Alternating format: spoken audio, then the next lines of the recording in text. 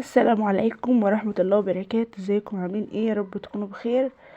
زي ما انتم شايفين كده الفيديو النهاردة فيديو تخزين. هنخزن مع بعض كده ورق السلق واللفت. لقيته كده كويس النهاردة في السوق، فاشتريت منه.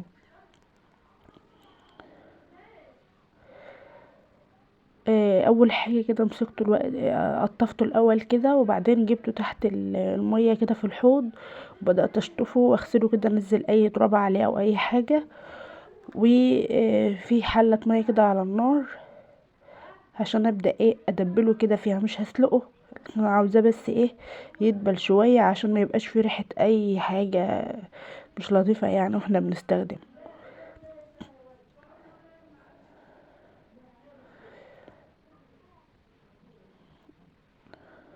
شايفين؟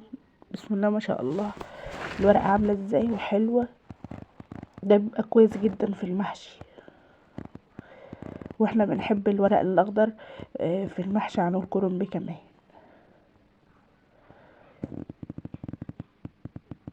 اغسله كويس عشان ما يبقاش فيه اي تراب او اي حاجه.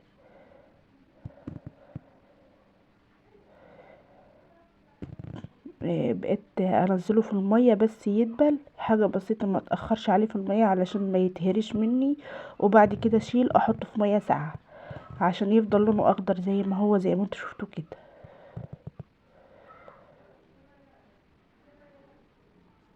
اهوت. وبعدين اطلعه من المية الساقعة احطه كده على الصينية يتصفى كده، وبعد كده امسكه ارصه على بعد ما يبرد، واحطه في الاكياس وادخله الفريزر وقت ما احتاج اطلعه.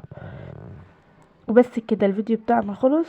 لو عجبكم الفيديو بقى متنسوش تعملوا لايك وشير واشتراك في القناة عشان يوصل لكم كل جديد. تفعلوا زر الجرس. اشوفكم بقى على خير ان شاء الله في فيديو جديد. مع السلامة.